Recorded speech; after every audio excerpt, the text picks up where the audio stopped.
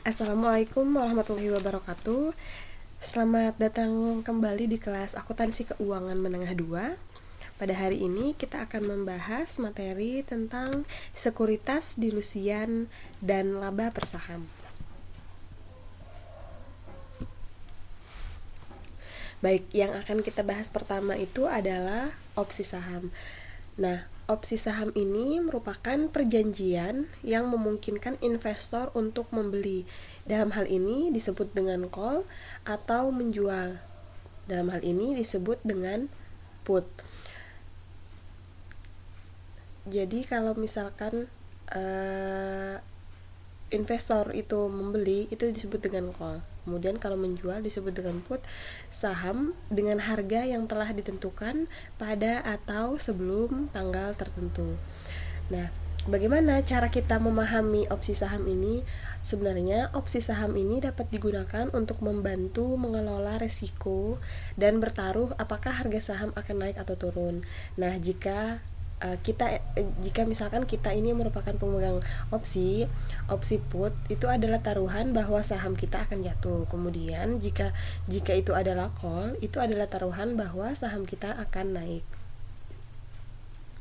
Nah, sebenarnya juga pada beberapa perusahaan menggunakan opsi saham itu sebagai cara untuk memberi insentif atau memberi penghargaan kepada staf mereka.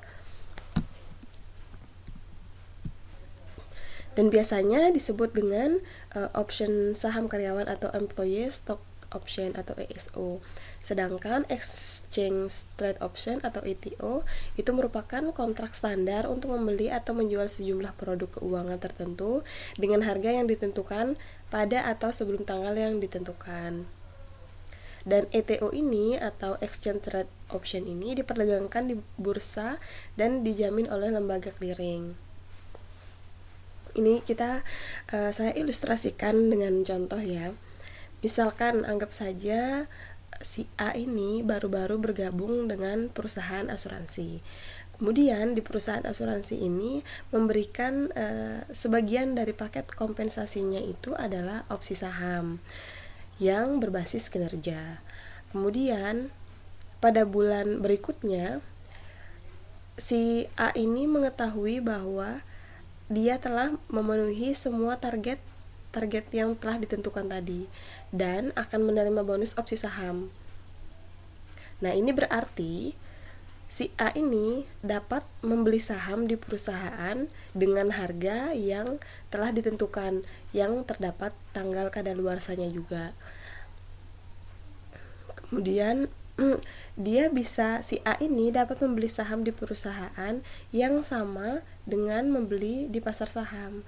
Jadi tetapi si A ini tidak harus menggunakan haknya untuk membeli saham dan bisa membiarkan opsi terakhir dan menjadi tidak berharga setelah Desember. Ini berarti dia tidak lebih baik atau tidak lebih buruk. Jadi begini, si A ini sebenarnya diberikan target. Nah, setelah targetnya tercapai, kemudian dia akan diberikan opsi saham.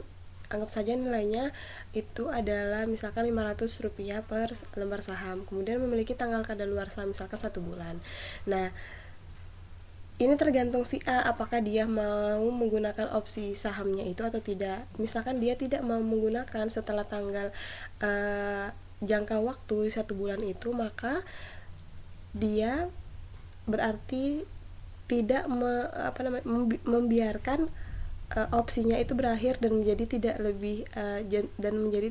lebih berharga seperti itu, karena harga yang diberikan itu memang harga khusus di periode yang telah ditentukan. Misalkan harusnya harganya tadinya itu anggap saja 1.000 misalkan per lembar, maka di tanggal periode yang diberikan itu dia bisa membeli dengan harga yang lebih murah.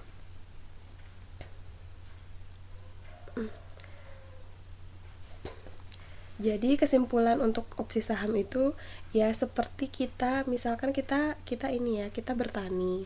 Kemudian kita menanam, anggap saja kita menanam buah seperti itu. Buah jeruk misalkan. Nah, pada saat kita memanen buah jeruk, ini kan tentu kita lihat dari kualitas buahnya. Karena jika hasil panennya itu tidak lebih baik, maka itu bisa dikatakan kita untung ya, seperti itu. Tapi kalau misalkan hasil panennya jelek atau tidak bisa dipanen dengan hasil yang maksimal, misalkan buahnya tidak sempurna, kemudian ada yang rusak dan lain sebagainya, itu juga menunjukkan bahwa kita kehilangan biaya benih atau biaya tanam yang sudah kita lakukan di awal tadi. Namun jika memang itu rusak atau tidak bisa kita panen dengan maksimal, kita juga sebagai pemilik opsi tidak memiliki pilihan lain. Tapi kita tetap tidak bisa memiliki pilihan lain untuk misalkan ya sudah pohonnya itu kita tebang atau kita rusak seperti itu, tapi pohonnya tetap utuh berdiri dengan catatan bahwa ya hasil panennya tidak maksimal seperti itu. Tapi kita bisa mengatur kembali untuk bisa memulai dari awal, menjaga, memupuk dan lain sebagainya, sehingga pohon yang kita miliki ini bisa menghasilkan panen yang berkualitas di masa yang akan datang. Kemudian selanjutnya itu adalah waran saham. Nah, waran saham ini merupakan hak yang diberikan oleh pemegang saham untuk membeli sejumlah saham biasa pada satu level harga eksekusinya di masa yang akan datang atau di masa depan. Harga eksekusi ini juga bisa diartikan sebagai sebuah harga yang ditentukan oleh emiten atau perusahaan pemilik saham itu untuk masa yang akan datang. Nah, intinya, investor yang membeli waran itu akan mendapat hak menebus saham dari perusahaan itu dengan harga yang mungkin saja jauh lebih murah. Jadi, ketika berhasil ditebus dengan harga murah, tentu keuntungan yang didapat oleh investor ini dapat berlipat-lipat. Tapi memang waran saham ini lebih identik atau seringkali ditujukan untuk keperluan trading seperti itu. Jadi memang dititik beratkan pada fluktuasi perubahan harga. Jadi kalau trading itu kan kita harus tetap melihat bagaimana perubahan fluktuasi atau fluktuasi perubahan harga untuk saham tertentu. Nah, maka ketika kita sudah memperoleh trading di harga yang terendah, itu bisa kita manfaatkan untuk kita bisa membeli dengan jumlah yang lumayan banyak, kemudian kita akan memperoleh keuntungan setelah untung atau setelah untung kita bisa memperoleh keuntungan yang jauh berkali-kali lipat.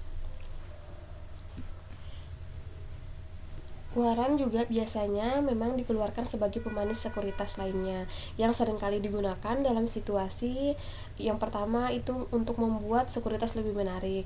Yang kedua, pemilik saham sebelumnya memiliki preemptive right atau hak didahulukan untuk membeli saham. Ketiga, untuk kompensasi manajemen dan karyawan.